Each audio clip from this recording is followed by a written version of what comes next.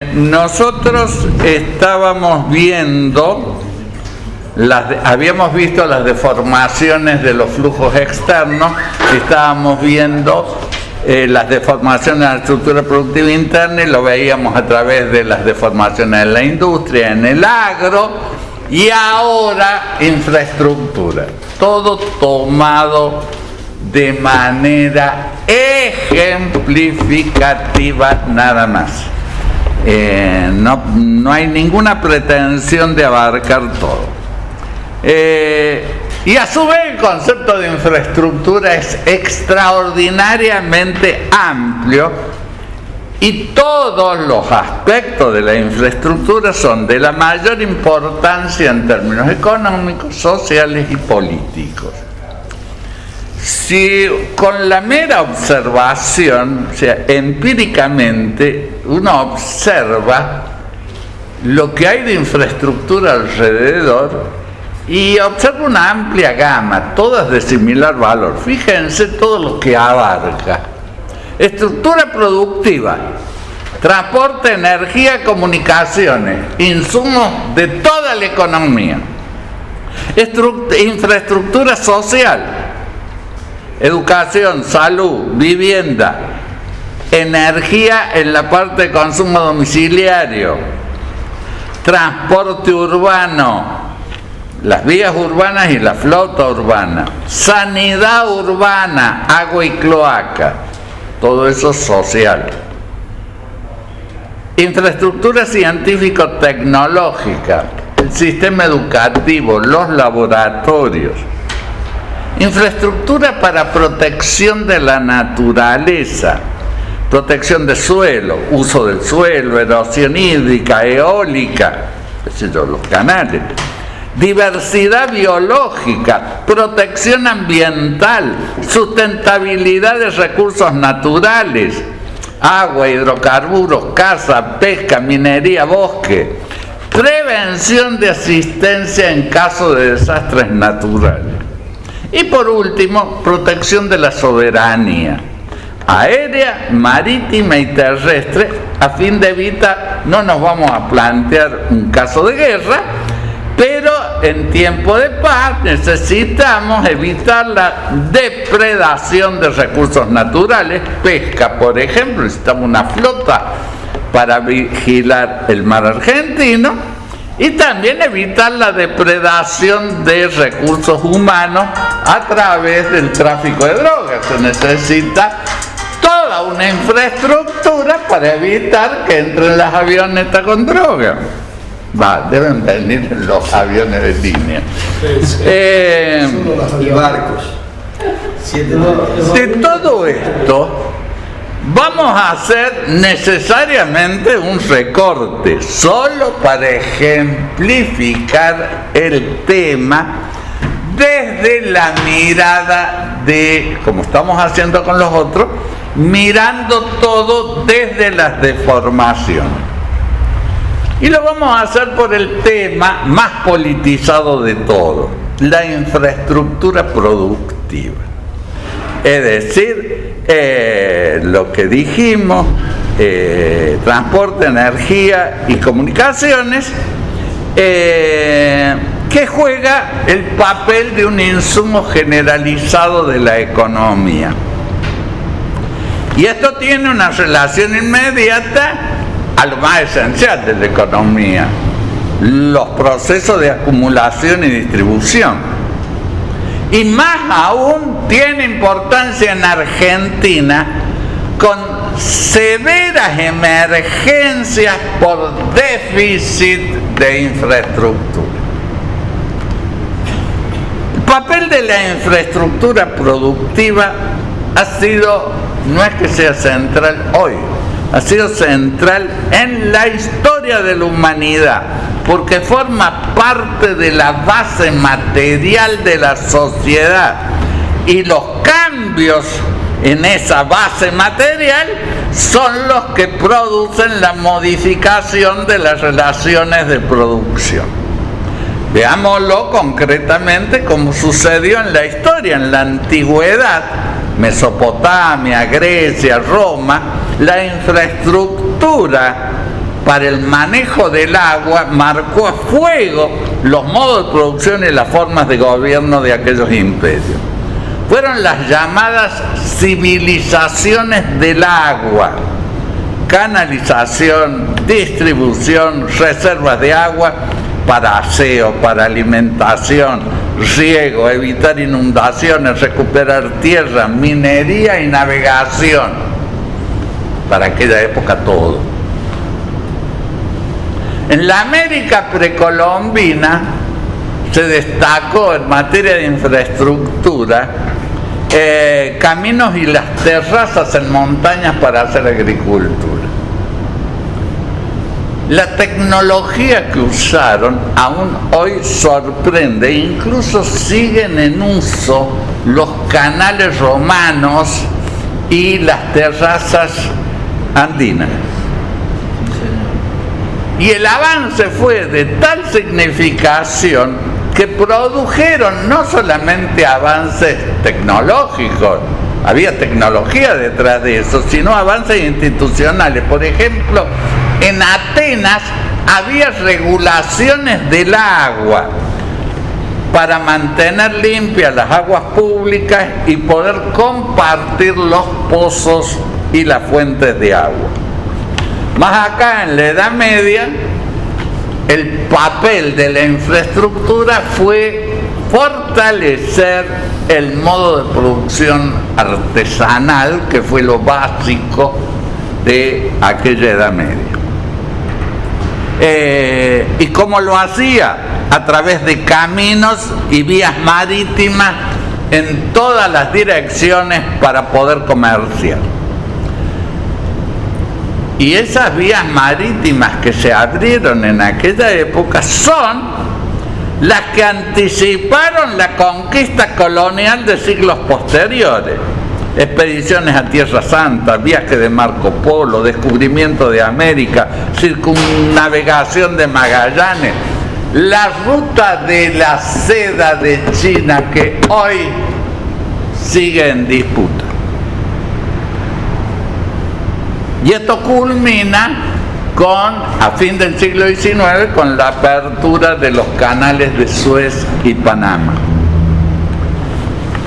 Dijimos caminos y vías marítimas, pero también energía, limitada a aquella energía tomada de manera directa de la naturaleza. Energía animal, energía humana, hidráulica y eólica. ¿Qué hacían con esa energía? Para mover las máquinas de aquella época. ¿Cuáles eran esas máquinas? Los molinos de agua, los molinos de viento, los arados. Y evidentemente esto tenía serias limitaciones por la potencia de esa energía, porque la localización estaba restringida. Es decir, yo no podía hacer una actividad si necesitaba energía hidráulica, no lo podía hacer en cualquier lugar, tenía que hacerlo al lado del río, y no de cualquier río. Entonces, al estar muy restringida, servía de manera limitada se usaba para alimentos y su procesamiento, para minerales, para la provisión de agua y similares.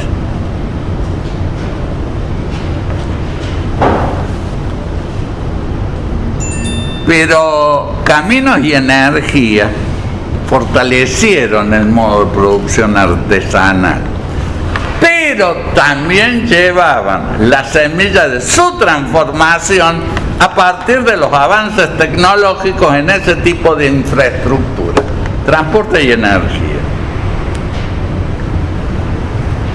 Lo que aparecieron ya no fueron tecnologías evolutivas, sino tecnologías disruptivas.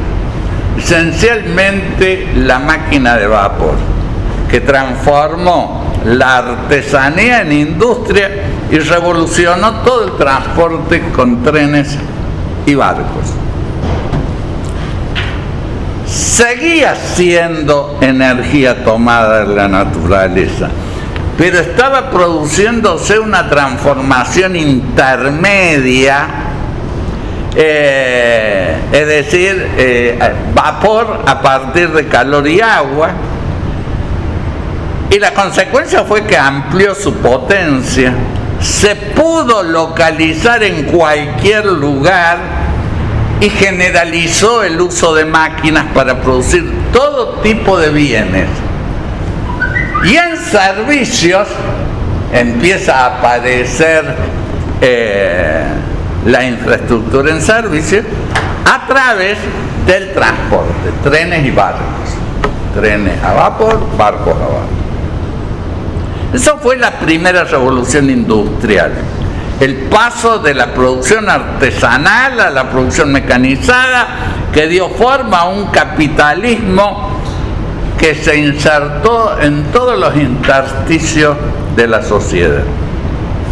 Y a fines del siglo XIX se produce la segunda revolución industrial, que fue básicamente el uso generalizado de la electricidad. Un nuevo bien intermedio que utilizaba ya una diversidad de fuentes primarias y hacía más flexible su uso en la producción de bienes, y ya sumaba todos los servicios: iluminación, comunicación, telefonía, radio, televisión, artefactos hogareños. Esta segunda revolución industrial pudo consolidar la fase del capitalismo de producción en masa, porque la electricidad normalizaba todas las fuentes y las hacía sustituibles entre sí, y fue complementada por la diversificación aún mayor de esas fuentes de energía: carbón, petróleo, gas, nuclear, solar, eólica, desperdicios, agua.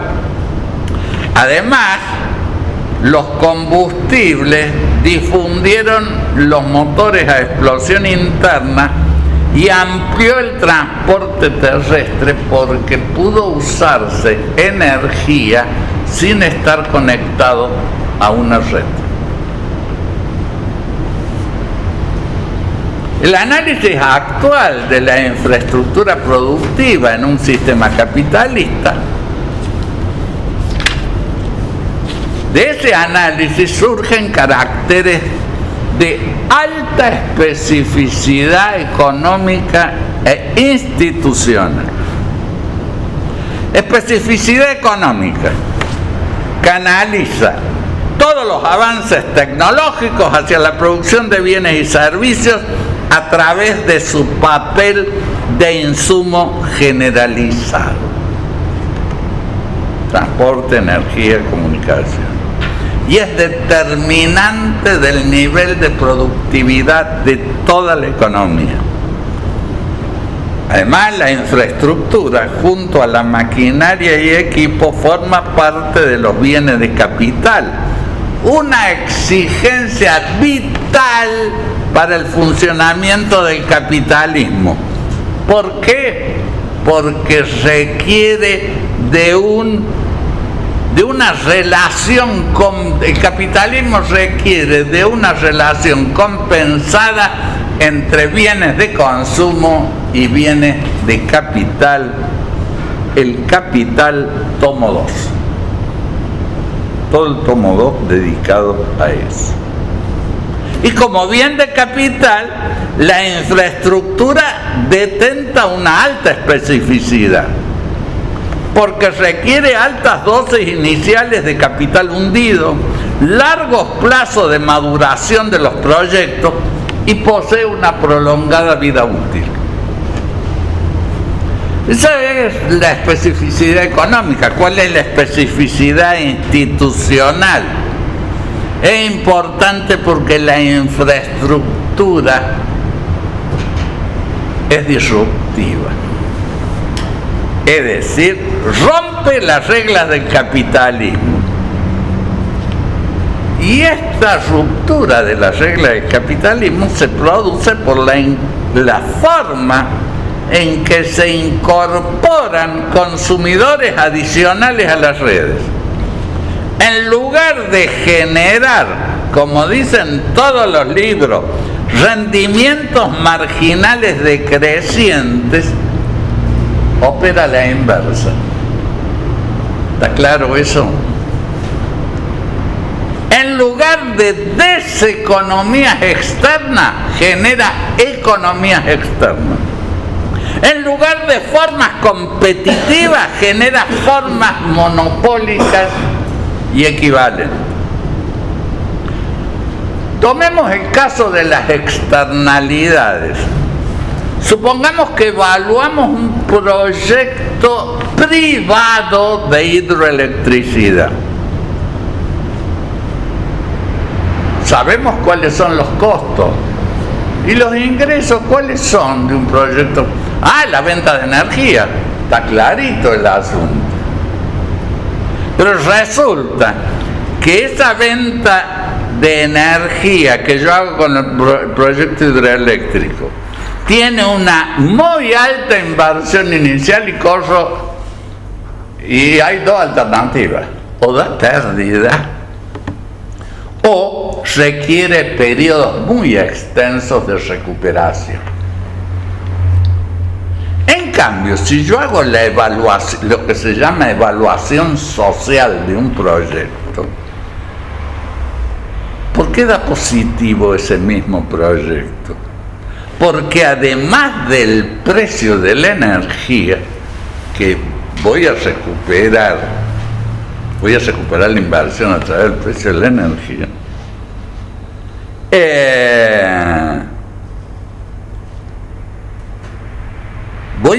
puedo imputar un precio a los beneficios sociales que produce ese proyecto de hidroelectricidad. ¿Cuáles son esos beneficios? Control de inundaciones, recuperación de tierras cultivables, riego, navegabilidad de los ríos aguas abajo, turismo, deportes náuticos, etc. ¿Está clara la diferencia? Tomemos el caso del monopolio natural.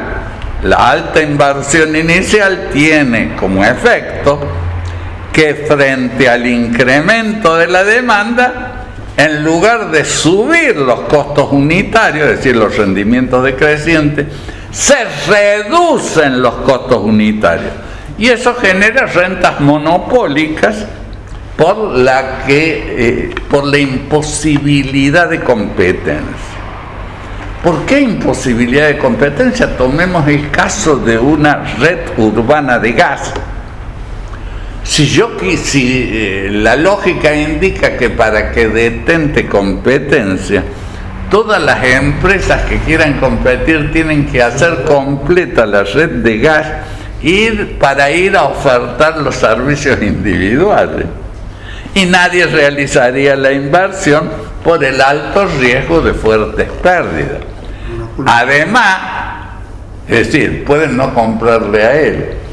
Digo, bueno, tengo un equipamiento, lo voy a destinar a otras cosas. No, el equipamiento de la infraestructura es absolutamente inflexible. Y inflexible a usos alternativos. Por eso los ingenieros le llaman costo hundido. Frente a ello, el Estado, ¿qué hace? O bien el Estado regula tarifas, inversiones, calidad del servicio, o bien suministra el servicio de manera directa. La regulación implica introducir lo que se llama en vez de competencia, un simulador de competencia. Como no hay competencia, la competencia le introduce licitando el prestador, es decir, concesión de servicio público a precio determinado, y obliga al prestador a invertir, a prestar un servicio de calidad, etcétera, etcétera, en reemplazo de un mercado que no funciona ni puede funcionar. Esto en el ámbito académico se conoce como fallas de mercado, y aunque con distinto énfasis se estudia en todas las universidades. Pero cabe destacar que a esta justificación para regular monopolio natural, economías externas, etc., la heterodoxia económica agrega dos caracteres a tener en cuenta para regular: insumo crítico y la introducción de equidad. Es decir, el caso del petróleo sería un insumo crítico. Y esas fallas exigen, aún en una perspectiva, bajo una perspectiva de defensa del capitalismo, exigen regulaciones antimonopólicas que llegan hasta la estatización del capital. Yo la considero una fórmula bastarda que se usa para encubrir el verdadero requerimiento institucional de una infraestructura de este tipo, que es, el requerimiento es la propiedad social, porque esa propiedad social expondría las contradicciones con el capitalismo. Es lo que vos hablas cuando decís... un comunitario. Exacto.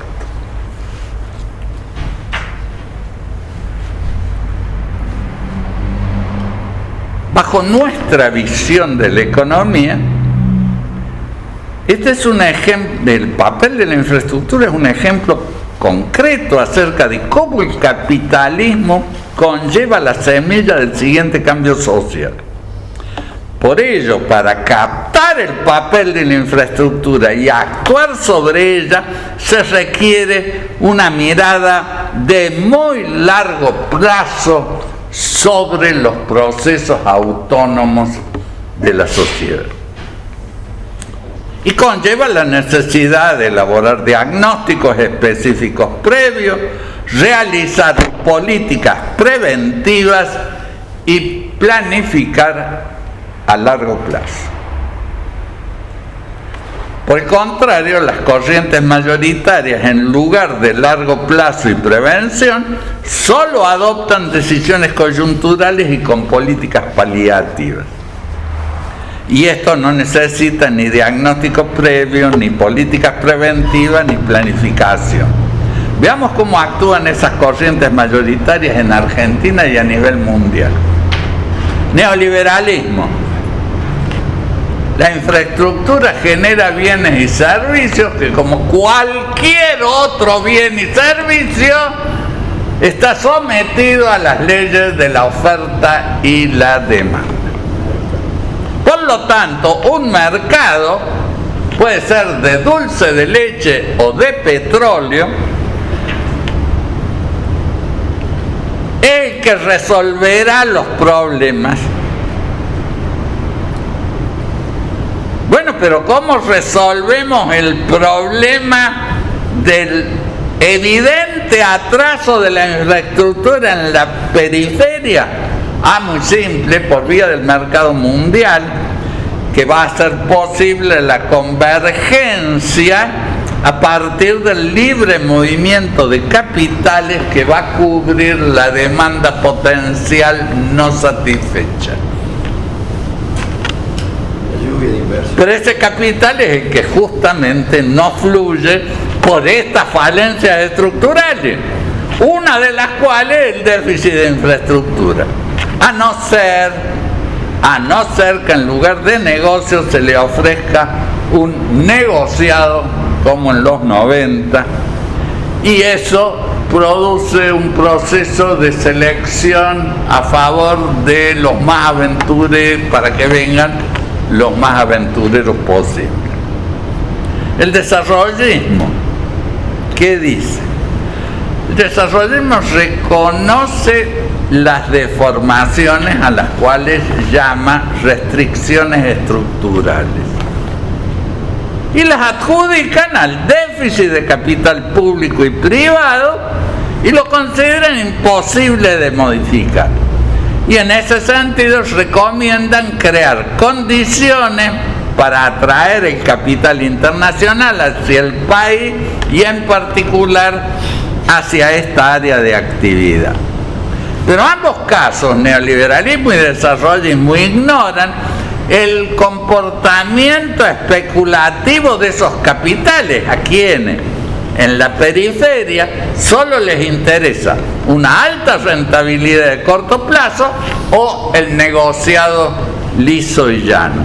Jamás podrá interesarle el verdadero papel de la infraestructura en el largo plazo, superar las deformaciones estructurales e incrementar el campo de decisiones autónomas de ese país. El populismo. Populismo aplica su método básico. Basta realizar el versus del neoliberalismo. Por eso, al contrario de desregular para priorizar la inversión extranjera, aconseja regular más profundamente e incentivar el consumo.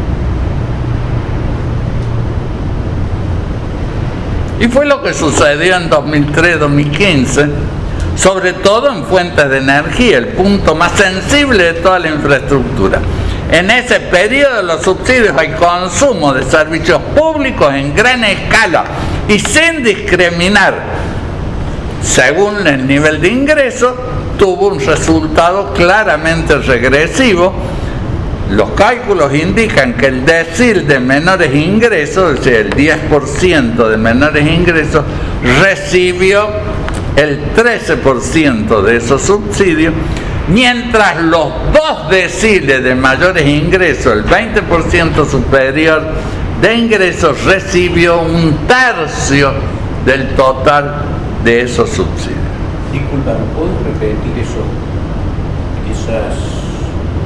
porcentajes últimos? Sí, el decil de menores ingresos, el 10% de la población recibió el 13% de los subsidios. Claro, subsidiaba el gas, en vez de subsidiar el consumo, subsidiaban a la empresa. Entonces, la gente que más usaba gas era más subsidiada y se llegó a calentar las piletas de natación con gas. ¿Ves? Historieta que sabemos todos. Y los dos deciles superiores, 20%, recibieron un tercio del total de esos subsidios.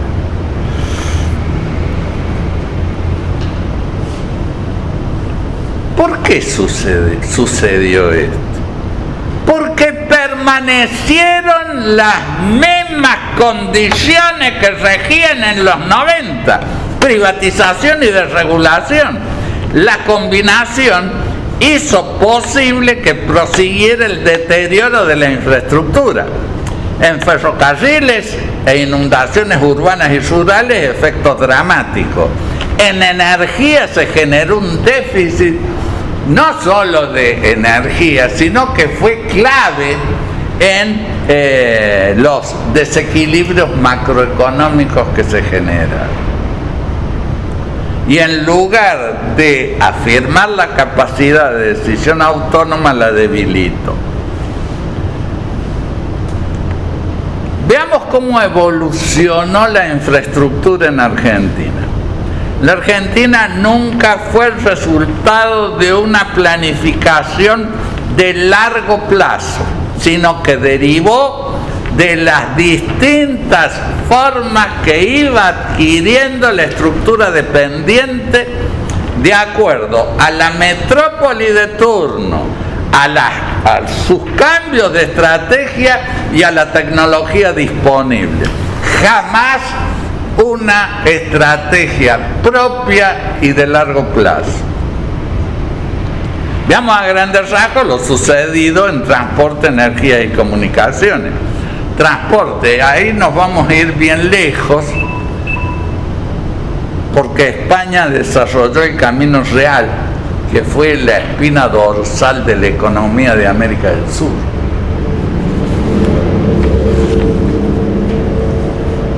¿Para qué? Porque le garantizaba a España. España quería que la exportación solamente hacia España saliera por los puertos del norte de Sudamérica, porque si salían por el puerto de Buenos Aires iban a ir a parar a cualquier lado. Y fíjense qué importante fue que 4 siglos después sigue marcando los principales flujos físicos de la economía argentina.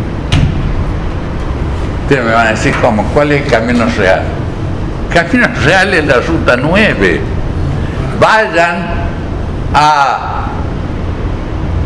acá, ¿cómo se llama? Donde se hace a Jesús María, y van a ver un pedazo original del Camino Real y miran cuánto hay de ahí a la Ruta 9. La Ruta 9 sigue exactamente la traza del Camino Real, y hoy es la ruta desde el punto de vista económico más importante 4 siglos después. Se le dice Panamericana también porque llega... Sí, bueno, es la ruta, el Camino Real.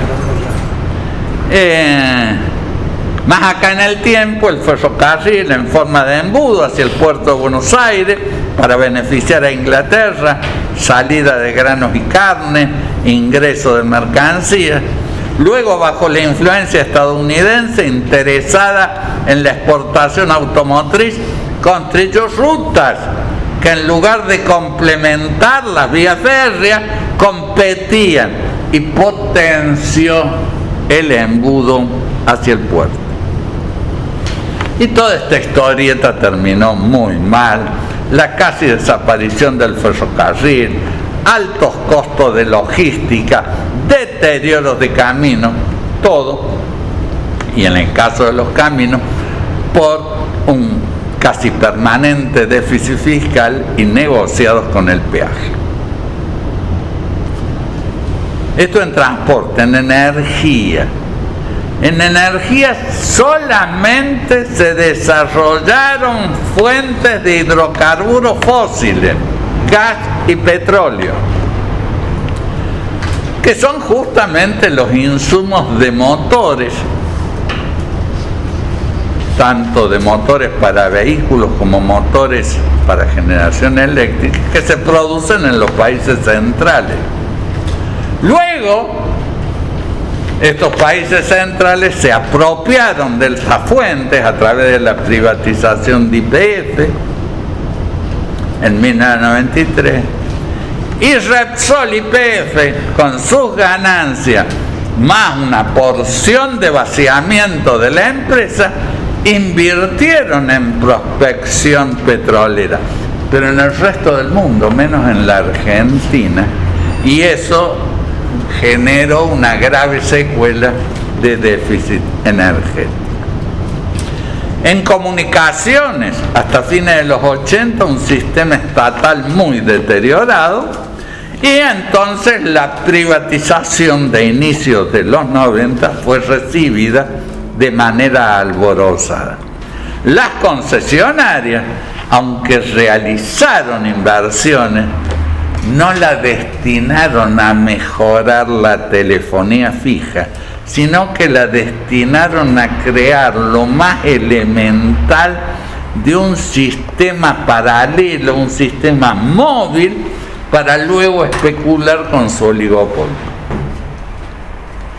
Resultado, una red saturada por falta de inversiones, lentitud en Internet, atraso en la tecnología que vino a posteriori, fibra óptica, 4G, etc.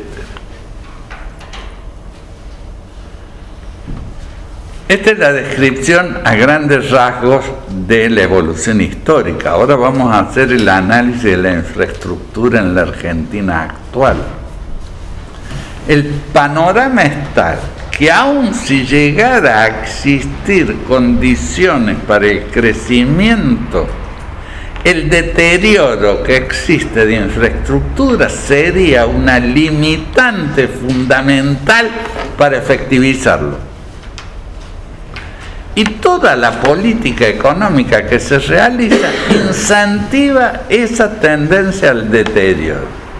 Por ejemplo, se hace un recorte de gastos para provocar efectos recesivos, destinados en última instancia no a compensar el déficit fiscal, sino a compensar el déficit externo.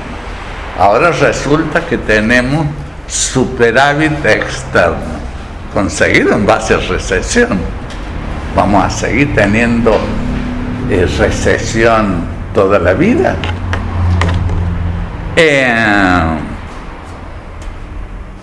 Y de paso con eso solucionan, entre comillas, el problema de la infraestructura. ¿Cómo? Porque se reduce la demanda de insumos que provee la infraestructura y el deterioro pasa a ser más desapercibido.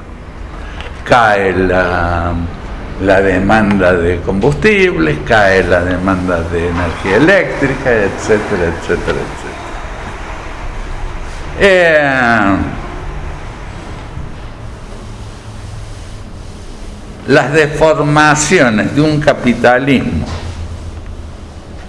que ha sido modificado por la dependencia es lo que diferencia la periferia de las condiciones en los países centrales.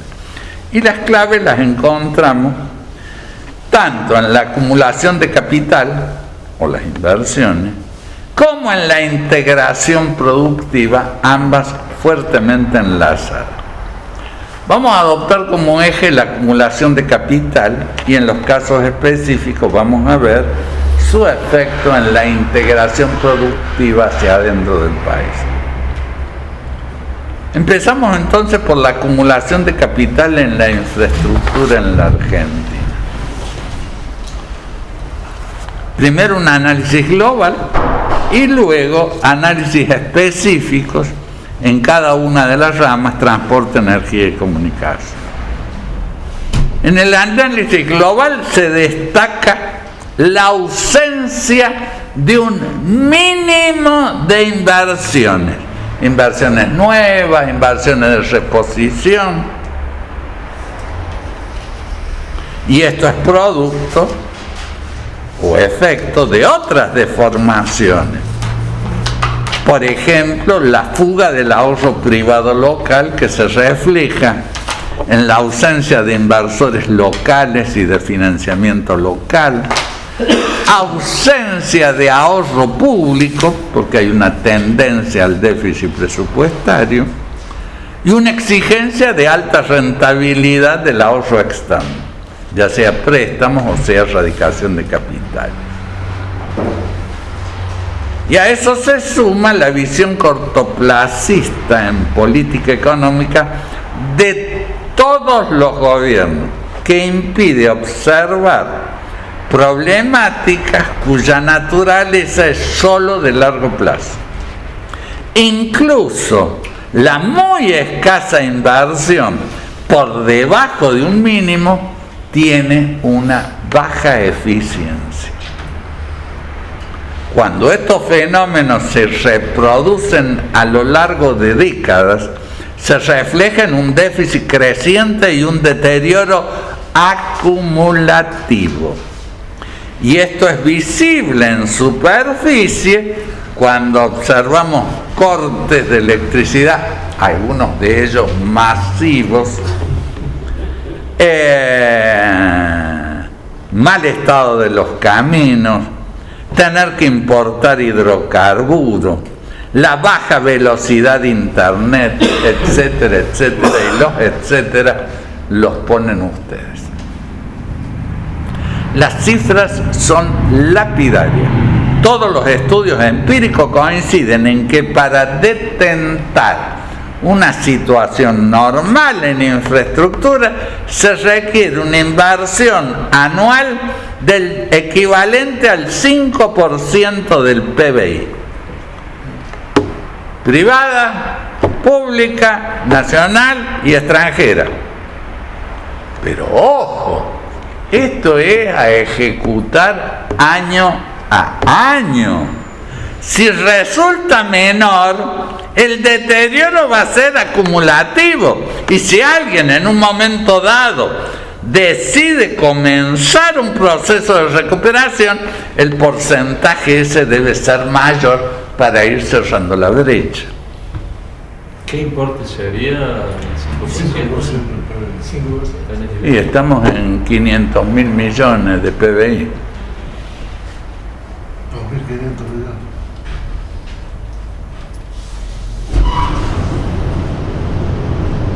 ¿Qué ha pasado en la Argentina en las últimas décadas? CEPAL estima que en los 80 y en el periodo 2000-2013 la inversión no llegó al 3%. Son 2,7 y 2,9% respectivamente. ¿Pero en infraestructura o todo? En infraestructura. Fíjense que yo me salté en los 90. Los 90 es un caso muy especial.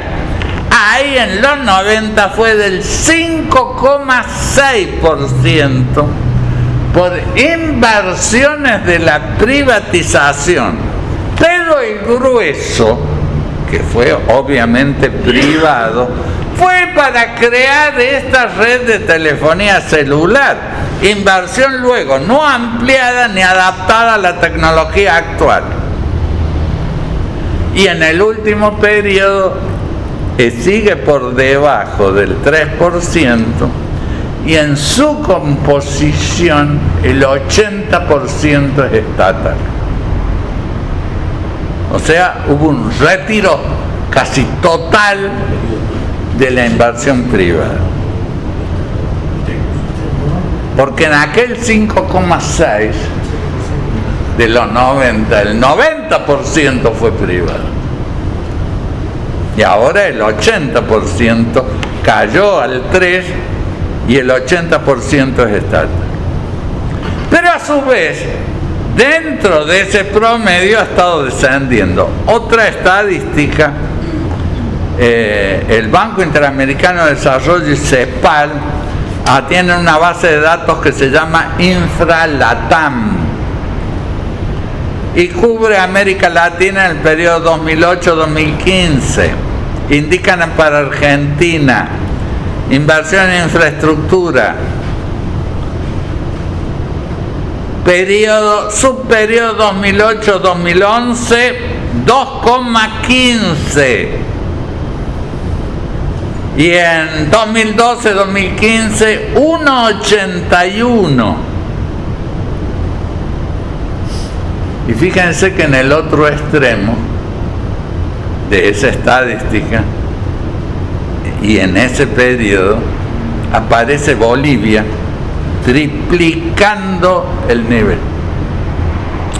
Pasó de niveles de 3-4% en 2008 al 8-9% en el 2015.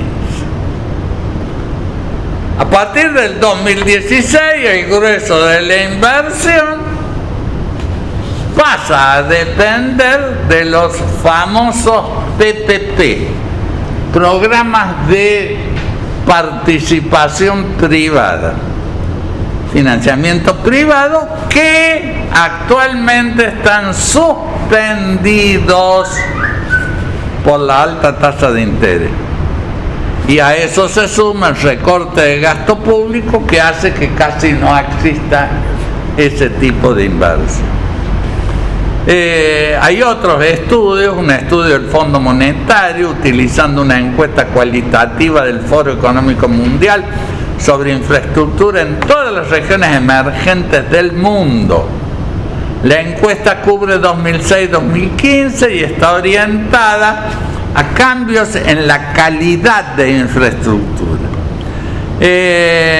América Latina le da un promedio anual positivo, pero solo representa la mitad de los países emergentes de Asia y de Europa y un tercio de África subsahariana.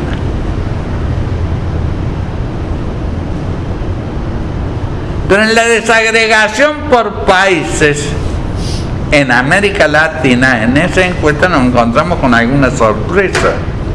El promedio es positivo porque es la tendencia en la mayoría de países.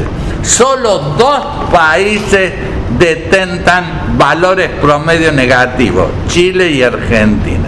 Adivinen cuál de ellos tiene más promedio negativo.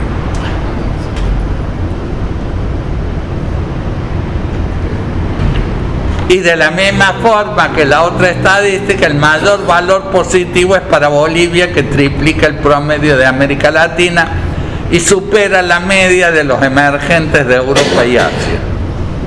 Debemos recordar lo que dijimos en el curso del 2016 sobre la heterodoxia en América Latina y su aplicación en Bolivia. Otro antecedente, el ranking del Foro Mundial. En infraestructura, Argentina, de 137 países, ocupa el lugar 106. Pero eso no es lo importante. Lo importante es qué países están en el nivel similar de Argentina. Los 2 países que preceden a Argentina son Mongolia y El Salvador. Y el país que le sigue es Zambia. Y esto no puede explicarse solo por la diferencia entre el mínimo requerido y lo efectivizado.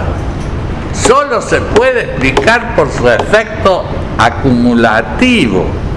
Son décadas de inversiones en infraestructura que no cubren ni la amortización y son de baja calidad por razones fiscales y de corrupción. Cualquier estimación del efecto acumulativo en décadas es más que suficiente para explicar las condiciones actuales que vamos a evaluar a continuación. Infraestructura de transporte abarca terrestre, caminos principales, secundarios, terciarios o rurales, puentes, flota de camiones, ferrocarril y su equipamiento, transporte fluvial y marítimo, puertos y accesos, navegabilidad, por ejemplo, canalización y dragado de hidrovía y Puerto Buenos Aires, flota de buques, transporte aéreo, flotas, aeropuertos, radares. Este rubro de infraestructura es el que en Argentina detenta la mayor inversión, es alrededor del 40% de todo lo que se invierte en infraestructura va a transporte. Y esto no es solamente clave en los procesos de acumulación, por la debilidad de esa inversión, sino también en la integración, porque el transporte supone la traslación física de la producción, cuyos problemas están agudizando las deformaciones regionales. Nosotros ya hemos visto una Argentina que nace y sigue mirando hacia el Atlántico cuando el eje del comercio mundial hace ya décadas se trasladó al Pacífico. Y con un transporte terrestre, ferrocarriles y caminos, solo complementario de esto. En lugar de integrar el país, se creó un embudo hacia el puerto de Buenos Aires con graves efectos de macrocefalia económica, demográfica, social y política. El otro factor histórico en ese diseño es la permanente ausencia de políticas que integren las distintas formas de transporte y planifiquen sus inversiones. Por el contrario, todos fueron proyectos parciales y ligados a intereses internacionales. Veremos ese impacto en cada tipo de transporte. Transporte fluvial y marítimo. Argentina exporta decenas de millones de toneladas de grano y tiene dos carencias básicas. Una, ¿cómo? Flota mercante. Una de ellas es una flota de bandera nacional que afecta el saldo externo. Una flota nacional, privada y pública que entre 1945 y 1960 pudo duplicar el tonelaje y luego pasó a su casi desaparición. La otra carencia es que a pesar de la extensión y diversidad del litoral marítimo de Argentina, carece de un puerto de aguas profundas para el acceso directo de barcos de gran porte. El puerto de Buenos Aires detenta graves problemas y alto costo de acceso y está funcionando casi exclusivamente para los contenedores. El 80% de los granos se exportan por vía del puerto de Rosario. Fíjense cuánto incrementa el costo de ir hasta Roma. Y los problemas de navegación. No entro más, sobre todo el puerto de Buenos Aires. Si después quieren hacer alguna pregunta podemos verlo. Y el complemento de esto es la hidrovía, pero la ausencia de canalizaciones, dragados, balizas, etcétera, limita su uso. Y los cargueros de todo tipo solo pueden llegar hasta el puerto de Rosario. Transporte terrestre. Argentina ocupa en el ranking de países extensos en el mundo el 8º lugar.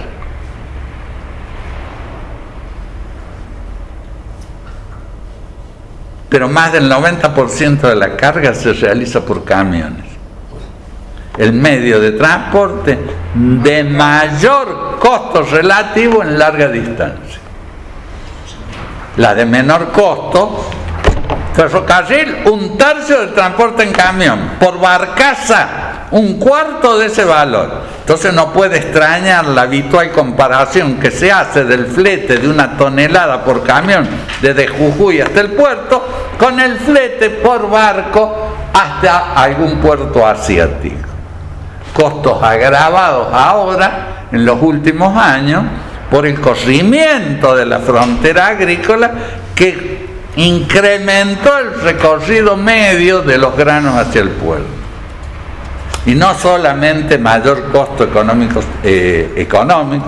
sino también mayor costo social y ambiental.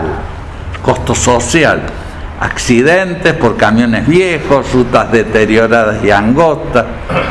Fíjense que en la Argentina, desde hace ya muchos años, se prohíbe el transporte al inicio y al final de los fines de semana larga. Un verdadero absurdo. Costo ambiental. El transporte automotor insume más del 60% del consumo de combustible, que a su vez son los de mayor impacto en la contaminación. Y a pesar de eso nos hemos dado el lujo de aniquilar el ferrocarril. En cargas solo se mantienen algunos ramales, pero solamente al servicio de empresas específicas, empresas de cemento, de aceite, que usufructúan de la red sin aplicar inversión alguna. Y el menor costo relativo de eso, en lugar de ir a reducir el precio del producto final al consumidor, solamente mejora la rentabilidad de esas empresas. El ferrocarril, que en 1930 había llegado a transportar 45 millones de toneladas, fue desmantelado a partir del Plan Larkin de 1959 y los siguientes gobiernos lo prosiguieron con una eficacia que desmiente la afirmación neoliberal de la incapacidad congénita del Estado. Y lo destruyeron de manera integral, complementado con la destrucción de la capacidad de producir sus insumos, las vías, el material rodante, la señalización, etc. También limitaciones en camino.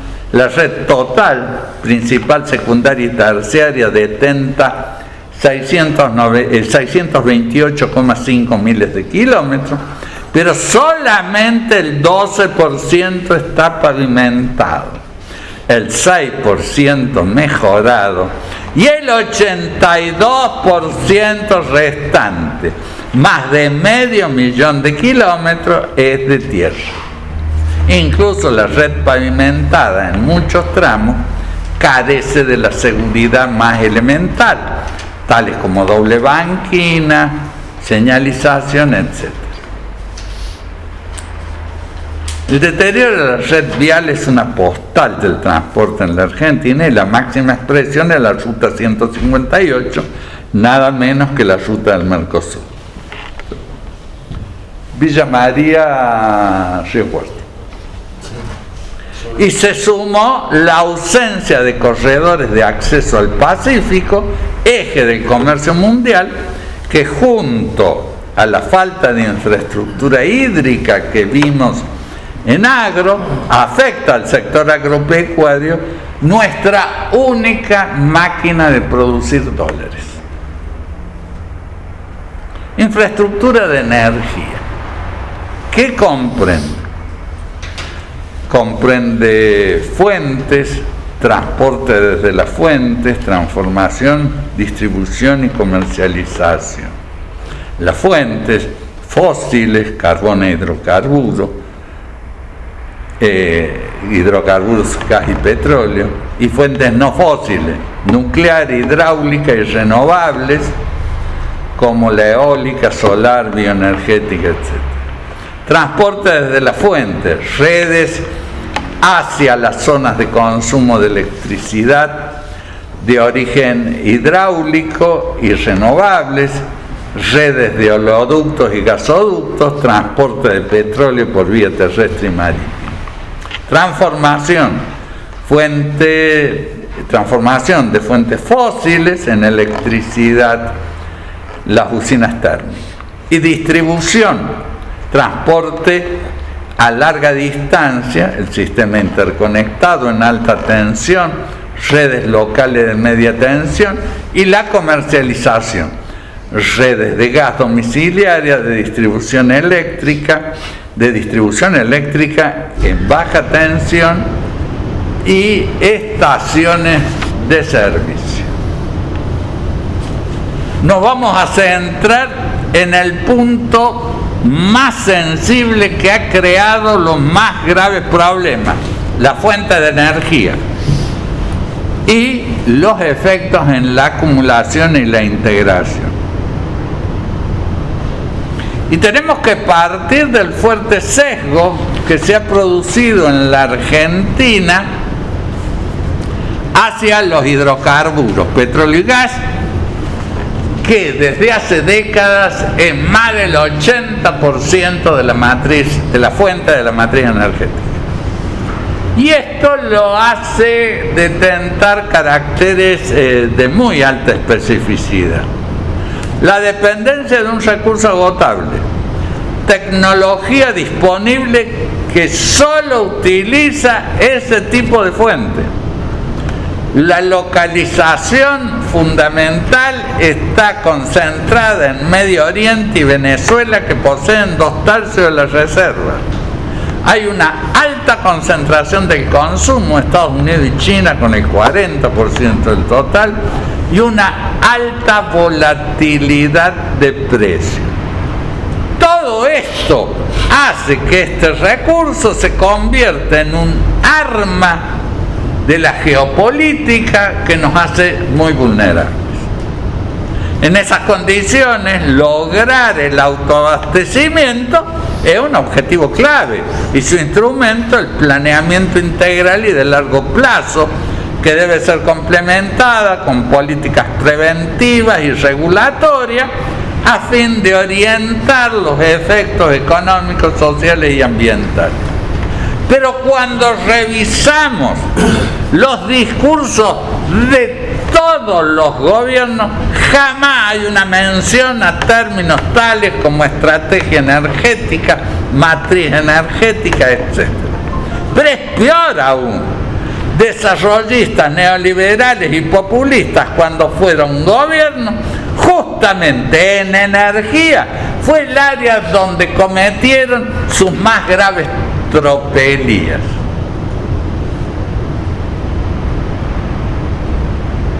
Yo noté estropicios.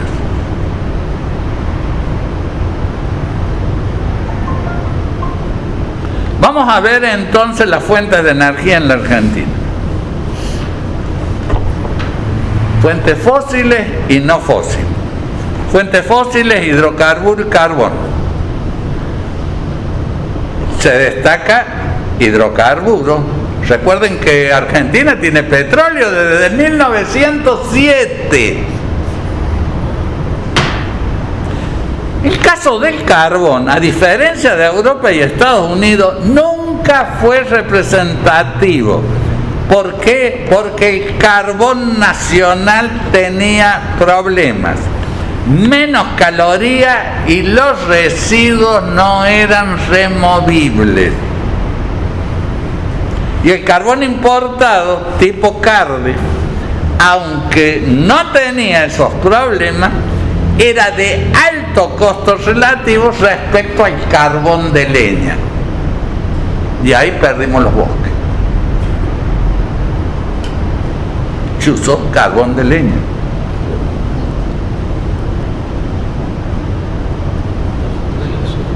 Aunque la tendencia mundial a partir de la crisis del petróleo de 1973 fue reducir las fuentes de origen fósil, Argentina también lo hizo, pero fue muy leve, 6 puntos nada más de la matriz energética.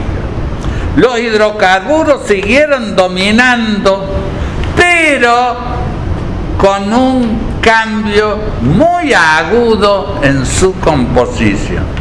Alrededor de 1970, ayer, del total de fuentes, el uso de fósiles era superior al 90%.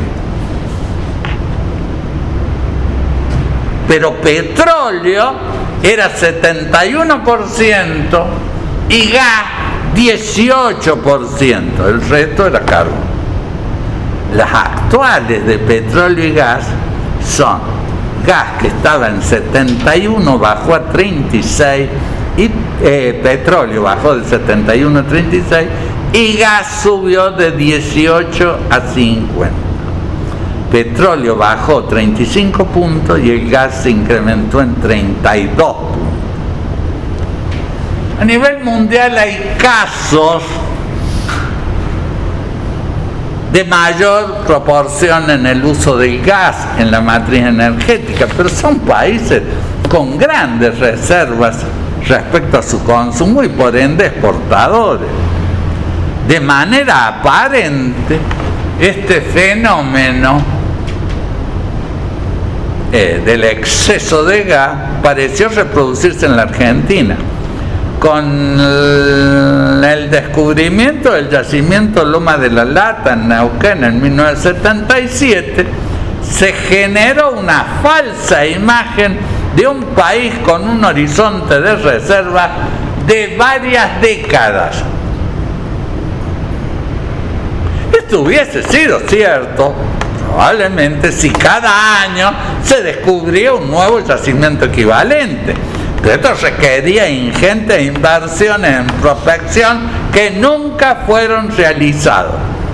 Y la prospección es el ítem de inversión más importante de una empresa petrolera. La falsa gas y petróleo. la falsa ilusión de estar parado sobre un mar de gas hizo que todos los gobiernos promovieran su utilización en gran escala a partir de políticas de bajos precios relativos del gas. Resultado: electricidad a partir de turbinas de gas y de ciclo combinado, modificaciones del equipamiento industrial, extensión de redes de gas domiciliaria y el uso en automotores, utilización en gran escala por la petroquímica y en los 90 exportación indiscriminada de gas a precio de remate. Chile sobre todo. Sí. No puede ser a otro lado porque es el único lugar que hay gasoducto, hacia el cual hay gasoducto. Es decir, podríamos exportarle a Bolivia. No. Bien. Ya vamos a llegar a esa parte de cómo exporta. Estas políticas alcanzaron su pico en los 90 con bajos precios mundiales y tan bajo que era el mismo nivel en valores reales, era el mismo nivel que antes de la crisis del petróleo en 1973. Y el uso del gas creció en gran escala, diseñando una nueva matriz energética que, combinada con ausencia de prospección y la lógica maduración de los pozos, hizo que el horizonte de reservas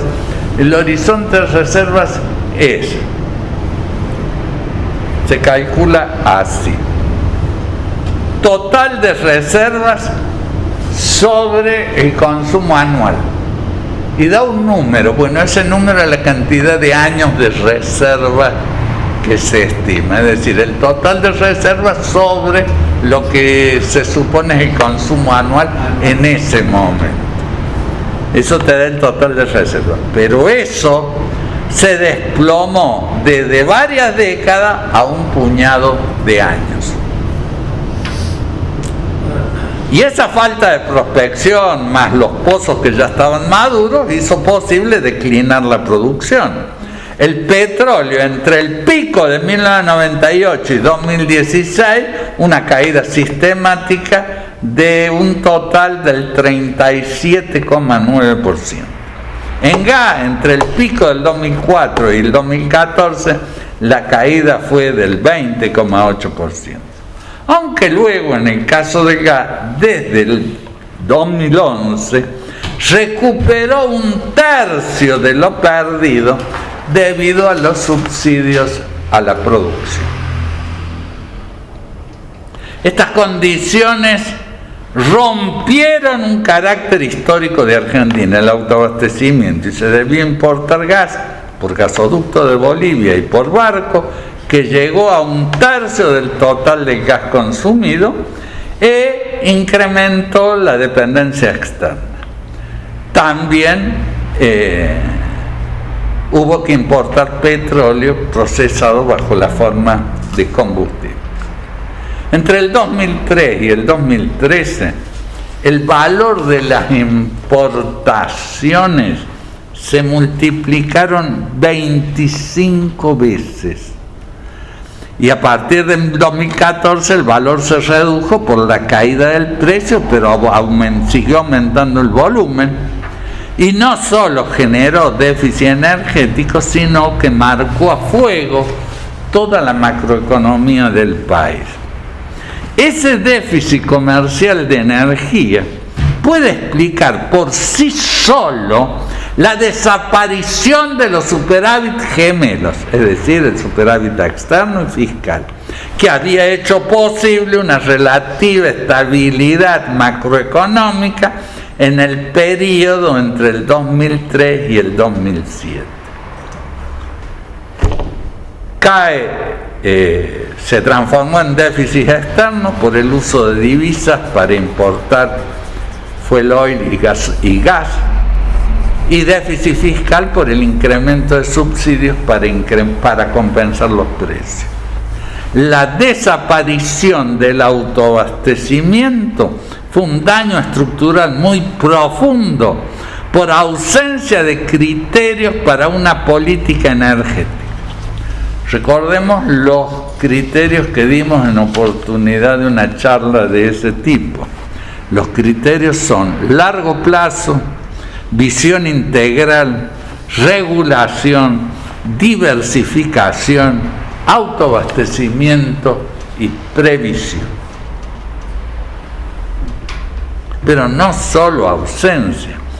Se utilizaron criterios que apuntaban exactamente en sentido opuesto. Privatización, desregulación, libre comercio, sin controles y similares, vigentes desde los 70 y profundizado en los 90 y prevaleciente hasta el 2012, donde de manera tardía intentaron modificar y solo de manera parcial. Y luego la frutilla del postre. Desde el 2016, las viejas políticas continuadas y reforzadas.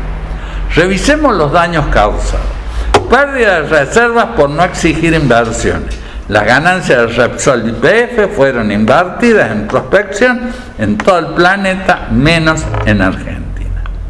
Agotamiento por la natural maduración de los yacimientos en explotación y sin búsqueda de nuevos de ellos. Importación de energía con flujo negativo de divisas. Matriz energética basadas en hidrocarburos con producción local en baja. Subsidios fiscales al gas para una mayor rentabilidad de la inversión internacional frente a la reducción de los horizontes de reserva. El informe anual 2018 del Instituto Mosconi ratifica esta situación. Producción de petróleo en 2018 2,1 mayor a 2017, pero 24,4% inferior a 10 años atrás y similar a 1991, 28 años atrás. La declinación es de largo plazo. La producción del 2018 es solamente el 57% de la producción de 1998. Y la producción de gas en 2018, 5,5 mayor a 2017, pero 6,8 inferior a 10 años atrás. Sin embargo, hubo un cambio de tendencia, pero localizada en Vaca Muerta desde 2014, donde la producción de petróleo y gas viene aumentando estos últimos años.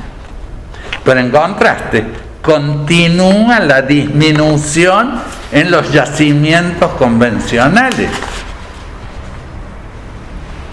La producción de petróleo convencional en 2018 es 32% inferior al 2008 y la de gas convencional 39,5% menor a la de aquel año. La producción de vaca muerta no incrementa el total, sino que reemplaza y de manera parcial la caída en hidrocarburos convencionales, ojo a esto en particular de YPF, y le permite, junto a la rescisión, ir disminuyendo la importación de energía. La caída en la producción nacional de hidrocarburos convencionales se enmarca en un contexto de baja inversión en explotación en esas áreas convencionales y se manifiesta en la disminución de reservas comprobadas. Las reservas de petróleo en 2017 fueron 22,9% inferior a las del 2007. Las reservas de gas, está hablando de petróleo y gas convencional, en 2017 19,6% más bajas que la del 2007. Y si en gas tomamos el periodo 2000-2017 es más abrupta aún. Y se tradujo en la necesidad imperiosa de importar gas. Por gasoducto desde Bolivia se incrementó 10 veces en el periodo 2008-2018 y por barco aumentó a una tasa del 10,1% de promedio anual en 9 años. En el total de gas entregados a usuarios, el 18% es importado, un valor muy elevado para un país autoabastecido hasta hace poco tiempo.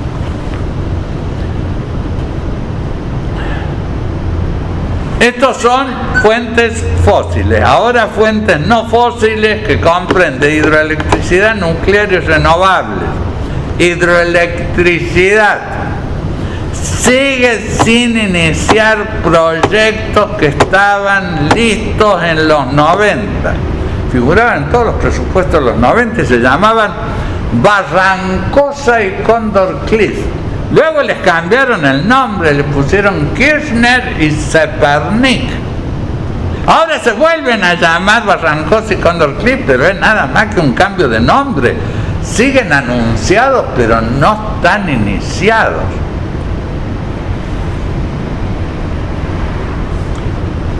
Hidroelectricidad es energía no fósil y debería ser bienvenida. Sin embargo, en estos casos existen fuertes objeciones sobre los efectos ambientales que podría tener, de los cuales no tengo referencias concretas. También licitaron una ampliación de Yacyretá. En el caso nuclear, existe Atucha 1 y 2 y Embalse existían con equipo ahora renovado. El gobierno anterior completó Atucha 2, paralizada mucho tiempo, y armó 3 nuevos grandes proyectos financiados por Rusia y China, que cuadruplican la capacidad nuclear. Pero las gestiones continúan sin concretar. Nuestra objeción es que son proyectos sin criterios sobre el papel que debe desempeñar la energía nuclear en la matriz energética. Una definición en ese sentido debería correr entre 2 andariveles. Por un lado, la necesidad de autoabastecimiento con diversidad de fuentes, sobre todo la fuente atómica en Argentina, que tiene un acervo de investigación nuclear que logró el cierre del ciclo de combustible y rehacer a nueva la central de Embalse. El otro andarivel es el riesgo del accidente nuclear. Accidente nuclear en el reactor y en los repositorios, sobre todo cuando la presión del ambientalismo ya logró la moratoria nuclear en varios países desarrollados. Sí, ya anunciaron, a partir de tal fecha se cierran las centrales nucleares y por lo tanto no se hacen. A partir de estos 2 límites considero adecuado utilizar energía nuclear, pero con límites fijados por la propia tecnología. Y eso significa hasta cubrir junto a la hidroeléctrica la base del diagrama de carga. Hasta allí la energía nuclear genera un bajo costo relativo porque el equipo eroga de manera permanente el total de su capacidad. No se puede, como en las fuentes térmicas, por ejemplo, turbinas a gas, parar en los valles y arrancar en los picos con ahorro de insumos.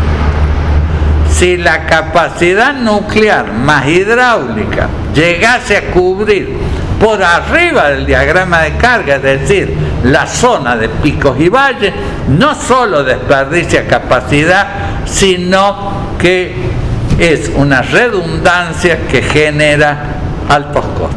Más aún, todas las usinas nucleares conllevan costos ocultos que nunca entran en los cálculos. Costo imputado de un seguro por accidente nuclear. Costo del desmantelamiento al final del uso de las instalaciones.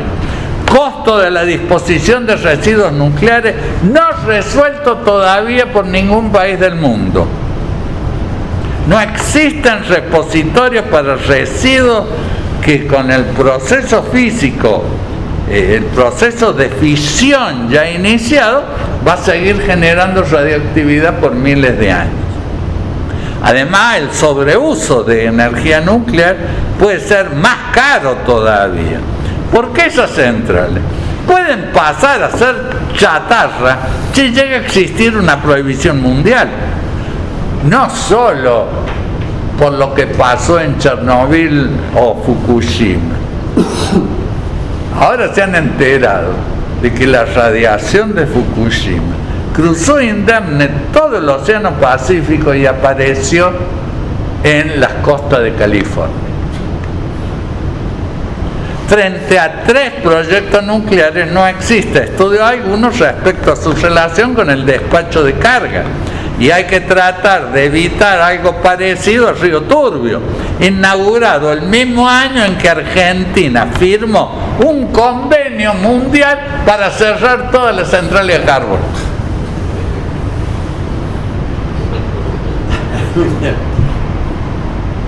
Energía renovable. La importancia deriva de que cubre 2 objetivos: autoabastecimiento y protección ambiental. Lo realizado por el gobierno anterior casi no tuvo impacto en el balance energético, primero por demoras en ejecución, la primera ley del 2006 y se reglamentó en el 2009, y luego errores por la premura del déficit de energía que ya estaba incidiendo fuertemente. El plan vigente aparenta ser de más complejo. Ojo, lo está llevando a cabo este gobierno, pero no es de este gobierno. Fue aprobado por ley en octubre del 2015 y corregía las fallas de la ley anterior del 2006 reglamentada en el 2009. Y prevé metas de renovable en materia energética: 8% en el 2017 y 20% en el 2025.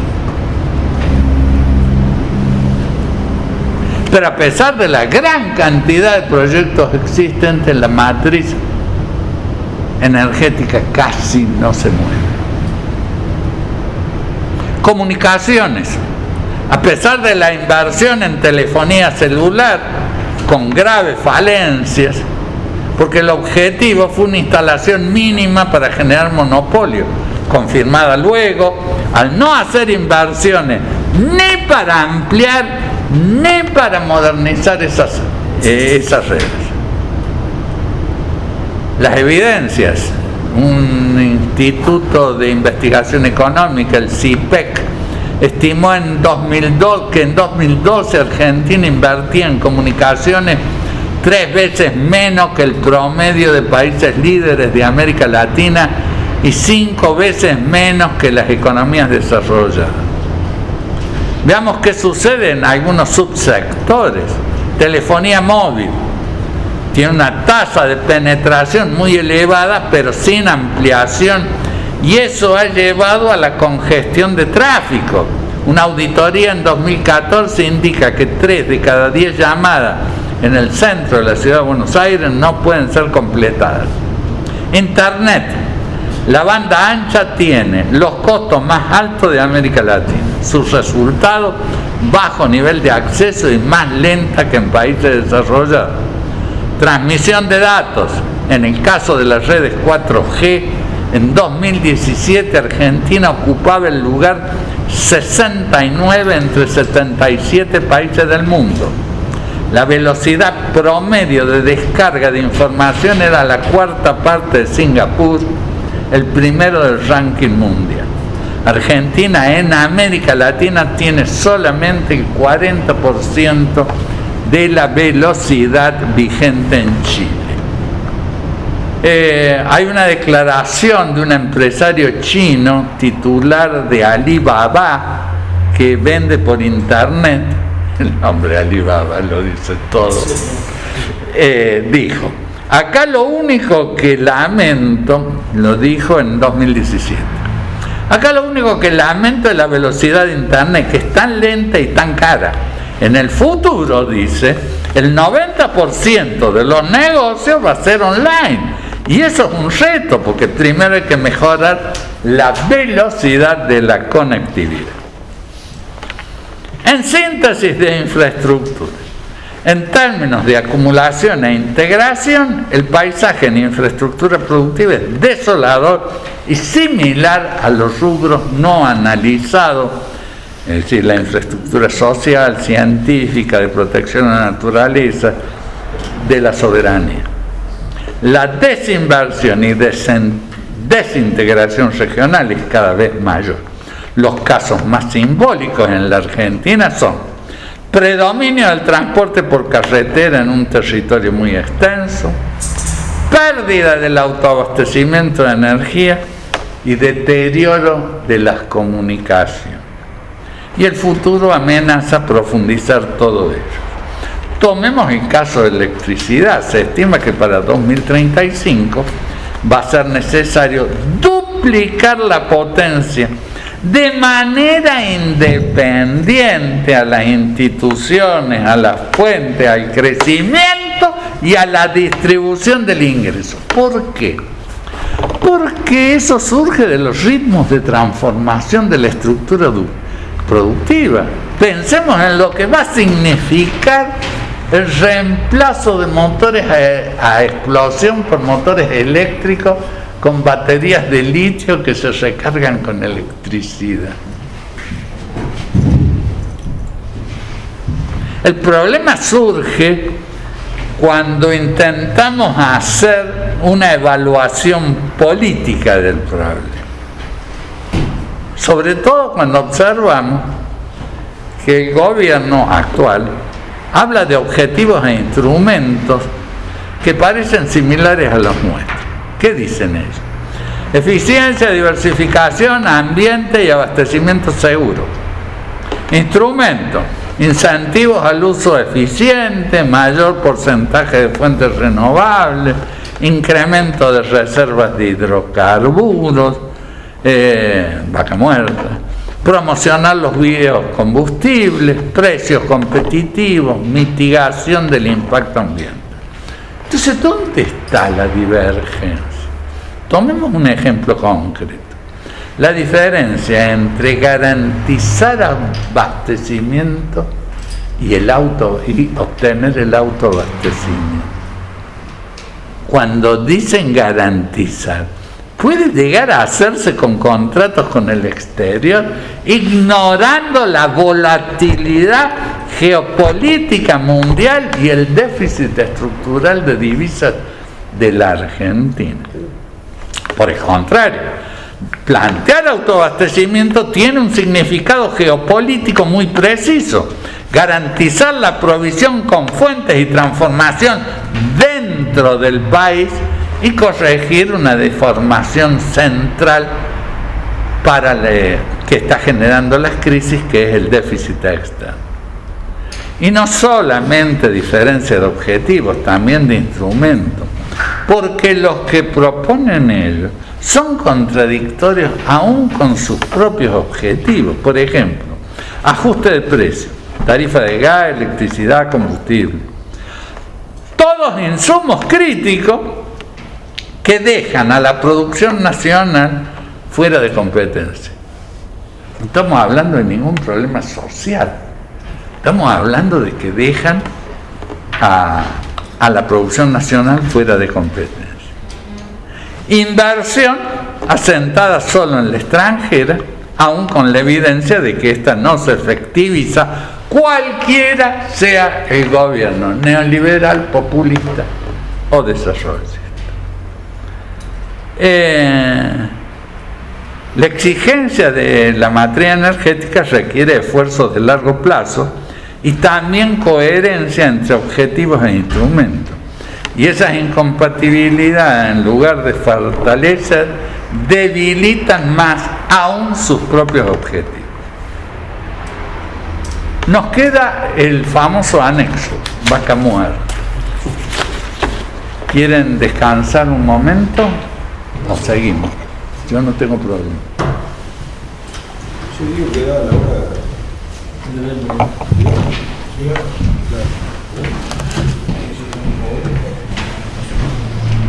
¿Qué hora es?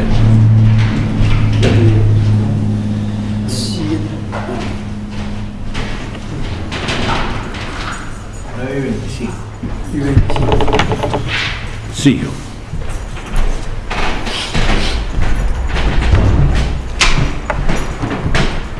Vamos a marcar primero su importancia política, con dos señales que surgen del proceso electoral actual. Partidos de gobierno dicen, con Vaca Muerta nos salvamos. ¿Qué significa nos salvamos? Significa solucionar el grueso del problema. Dejar de importar energía, pago de deuda, equilibrios macro, todo. ¿Por qué? A partir de exportaciones, porque Vaca Muerta sería insondable. Supongamos que sí. Yo no lo puedo ni refutar ni aceptar. Y el principal partido de oposición en su programa dice, el único tema de infraestructura que toca es Vaca Muerta.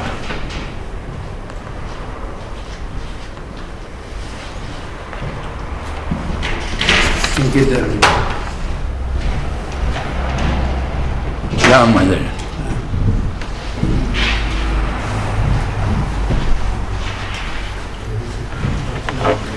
Vamos entonces a Vaca Muerta y su entorno mundial. En Vaca Muerta no existe petróleo convencional, es decir, que se extrae de cavernas subterráneas, que con solo perforar en el lugar adecuado resulta suficiente. El problema, claro, es encontrar el lugar adecuado. Y esa es la famosa etapa de prospección, que representa nada menos que el grueso de la inversión de una empresa petrolera.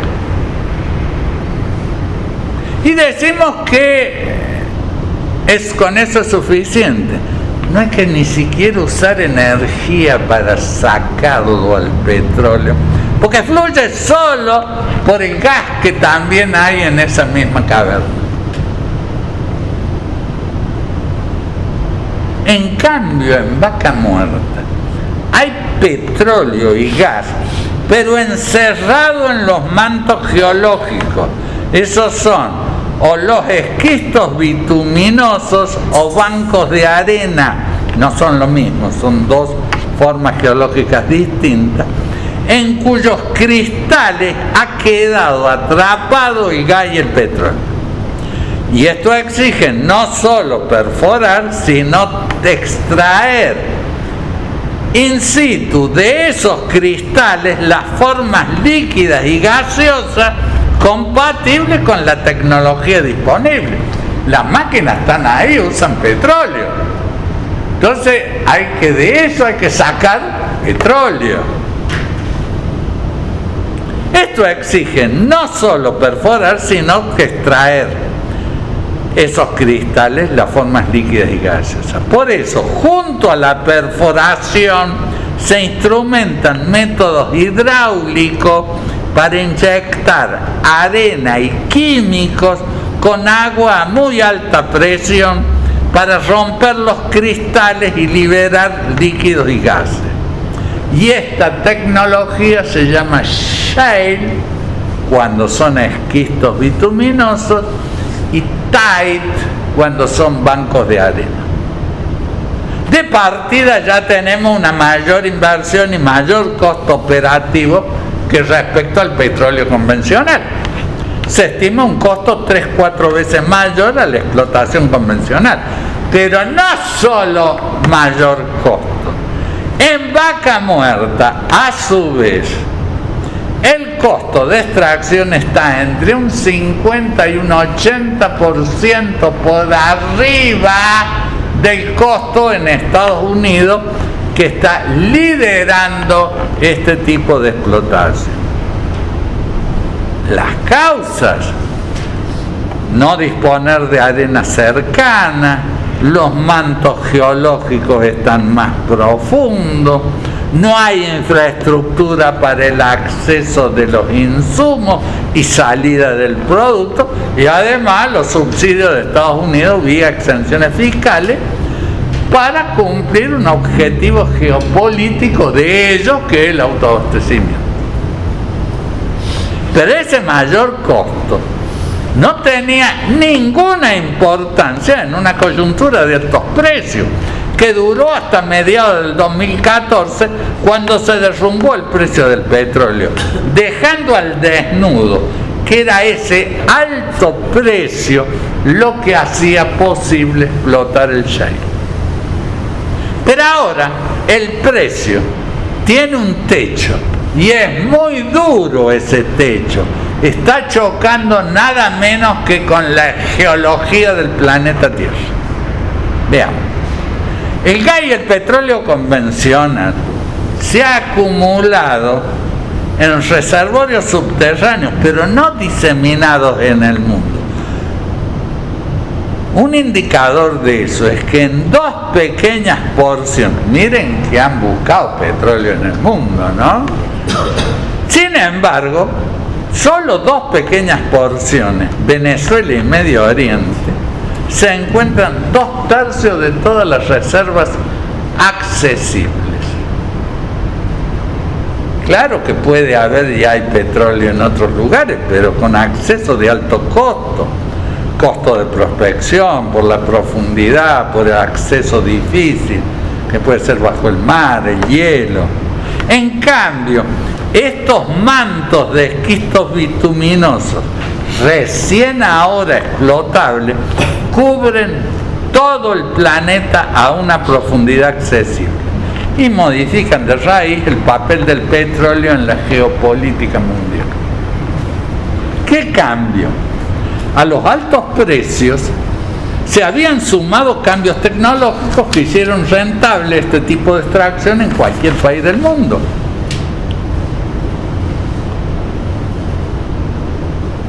Y hace posible que cualquier país del mundo pueda, mientras haya altos precios, autoabastecerse en un mundo donde la energía es un arma geopolítica. De continuar aquellas condiciones de precio, los países exportadores,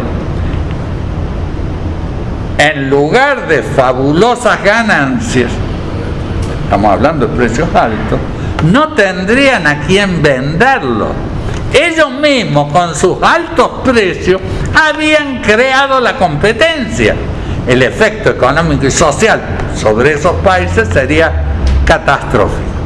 Y la salida era muy obvia: bajar el precio y eliminar a los competidores. Bajaron el precio y muy fuerte, y lo pudo concretar Arabia Saudita, que cuenta con los costos más bajos de extracción y las mayores reservas de alta calidad, llevando el precio a niveles donde esta nueva tecnología llamada shale no resulta rentable.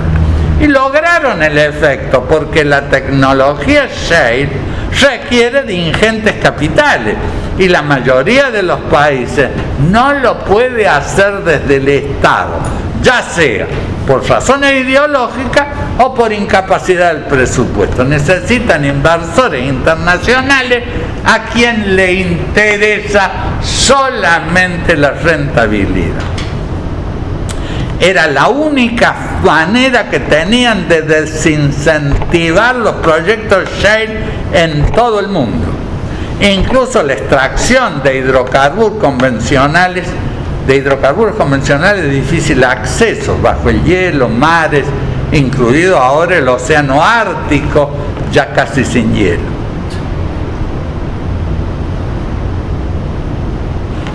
Fíjense cómo fue la caída. Petróleo tipo Brent es el mejor petróleo que hay. pero es digamos, los otros petróleos tienen distintos precios, más bajos, pero cuando este se mueve, todos se mueven en igual dirección. Y el más bajo es el de Venezuela, pues son petróleos pesados. Petróleo tipo Brent de un promedio en junio del 2014, $212 el barril. Barril es una medida que es igual a 159 litros. Fue cayendo hasta llegar en enero del 2016 a $31, de 2.15, de 2.12 a 31. 7 veces. No, perdón, no son 2.12, esto está mal. Sí. No sé por qué fue. 112. 112 a 31. Luego vuelta a ascender. Todo parecía indicar que había sido solo una caída accidental. Pero no fue así, porque nunca volvió a aquel nivel anterior de $112 el barril, sino a uno muy inferior, $80 en octubre del 2018. De allí vuelta a caer, diciembre del 2018 56,5, luego vuelta a subir hasta 71,2 en abril del 2019, y de allí de nuevo hacia la baja. A mediados de junio estaba en 60 y ahora en 65 por el conflicto en el estrecho de Hormuz. Pero qué casualidad, cada vez que el precio amenaza subir, parece chocar contra un techo de entre 70 y $80 el barril y vuelve a bajar.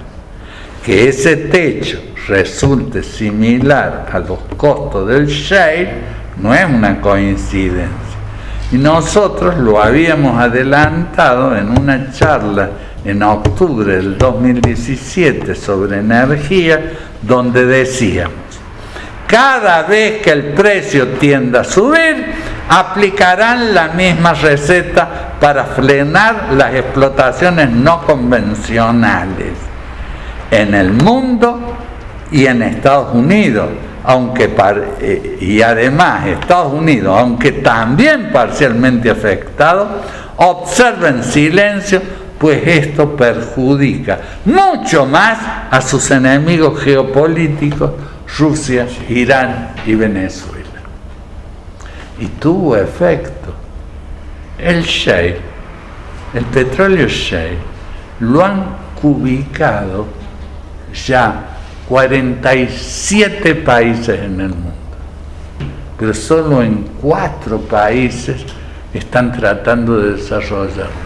Esos 4 países son Estados Unidos, Canadá,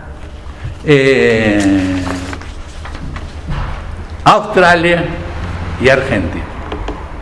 4 países de 47 que ya lo tienen ubicado. Pero fíjense que aún esto para los países petroleros es una solución de corto y mediano plazo. A largo plazo el problema que ellos tienen es mucho más grave. No solo enfrentan el riesgo de hidrocarburos no convencionales y de difícil acceso. Toda la investigación científica ha virado hacia nuevas fuentes de energía, hidrógeno, materiales para captar más energía solar, fusión nuclear y similares. Estas formas de energía no solo van a tener impacto en los países petroleros, van a poner en contradicción todas las instituciones básicas del capitalismo. Son tecnologías disruptivas que generan energía a costo marginal cero y entrarán en colisión con los criterios básicos del capitalismo, algo equivalente al papel de la máquina de vapor disolviendo los restos de feudalismo. Tendencia que será reforzada por el proceso de concientización ambiental, es decir, exigencia de reemplazo de energías fósiles por energía limpia, y política, la necesidad de autoabastecimiento energético. El riesgo para los países exportadores de petróleo es demasiado grande y algunos, como el caso de Arabia Saudita, hoy realizan inversiones, pero ya no son para palacios y autos de lujo, sino para modificar su estructura productiva y salir de la trampa que significa depender de recursos naturales. Vayamos tomando nota de esto. A partir de estos elementos podemos escudriñar el caso de Vaca Muerta. En primer lugar, necesita ingentes dosis de capital que Argentina no dispone. Las estimaciones para funcionar a pleno son de 300.000 millones de dólares, con ritmo anual mínimo de 20.000 millones, y solo posible de obtener en el mercado mundial. Pero esto choca con el precio no remunerativo de la explotación tipo shale, que hasta ahora se ha venido salvando en Argentina con subsidios. El plan GAS desde el año 2011. Pero las condiciones fiscales y el acuerdo con el FMI pone límites a esos subsidios. Y el gobierno actual anunció a fines del 2018 su eliminación.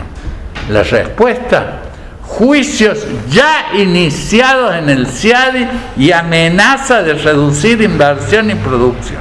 Ahora queda claro por qué el gobierno anterior ocultó el contrato de Chevron. Claro, todos los contratos son iguales a los de Chevron. Ahí el problema eran los subsidios, altísimos subsidios. Y ahora le ha dicho que no y ya le han trabado juicio y le han dicho, mire, si esto nosotros no seguimos, en esas condiciones no seguimos. Hay una alternativa que es bajar los costos. En Vaca Muerta dijimos que los costos en relación a Estados Unidos son entre un 50 y un 80% mayor por dos problemas básicos. Las diferencias geológicas, es decir, los esquistos bituminosos están a mayor profundidad. En Estados Unidos están a 500 metros y acá a 2000 y pico. Por eso se les mezcla con el problema del agua y aparece ese video de un tipo prendiéndole fuego al agua y todo ese tipo de problemas. Y el segundo problema, la diferencia geológica y la falta de infraestructura, el tema del cual estamos hablando. A la geología no la puedo modificar, pero a la infraestructura sí. ¿Para qué?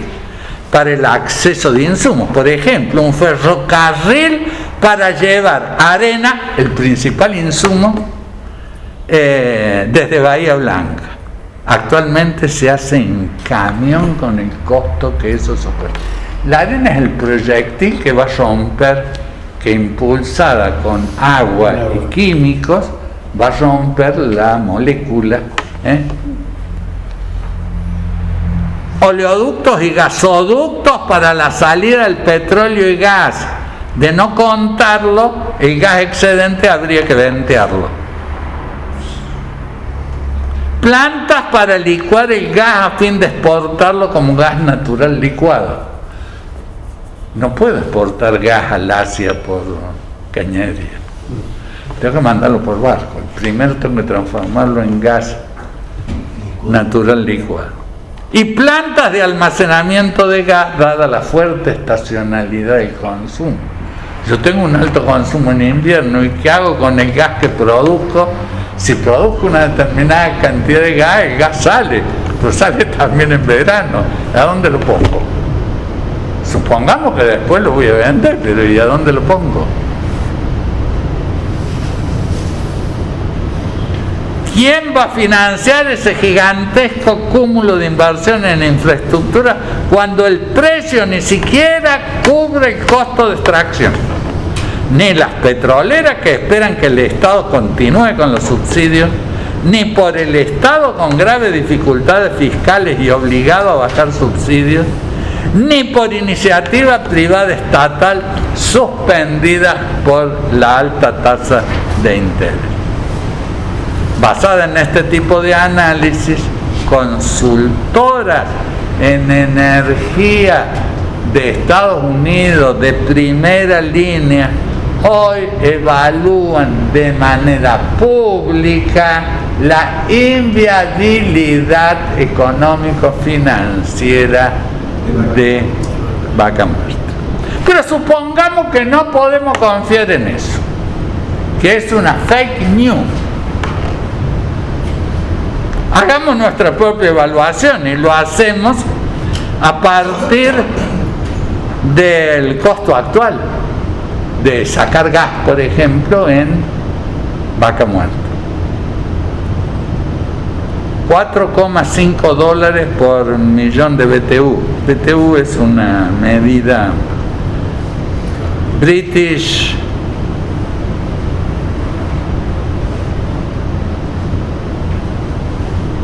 una medida calórica. U es unit y T es sí, algo parecido. Veamos qué dice el presidente YPF de esto. El sudeste, dice el presidente YPF, el sudeste asiático y el resto de Europa también aparecen en el horizonte, siempre que Argentina logre bajar los costos de desarrollo en Vaca Muerta mediante infraestructura acorde y se haga competitivo a punto de llegar con un precio de 2,50 por millón de BTU al punto de entrada del sistema de transporte. A lo que sigue diciendo, hay que después se suman los costos de transporte, de liquefacción en origen, de regasificación y transporte en destino. Cronista Comercial, 21 de mayo del 2019. ¿Alguien podría explicar cómo funcionaría una exportación en gran escala? Vaca Muerta podría llegar a lo sumo a ayudar a solucionar el déficit energético, pero solucionar todos los problemas es un delirio escapista de la realidad. Ahora las empresas dicen, no hace falta que nos den los subsidios. Lo que nosotros queremos es libertad para cumplir metas. Por ejemplo, si el precio es bajo, limitar la producción. Libertad para decidir si exportamos o no el total de gas y ese petróleo. Eliminación total de impuestos. Y los principales grupos políticos están diciendo que están dispuestos a conceder. Evalúen ustedes el resultado en términos políticos y de autonomía de decisión. Y con eso siguen ustedes.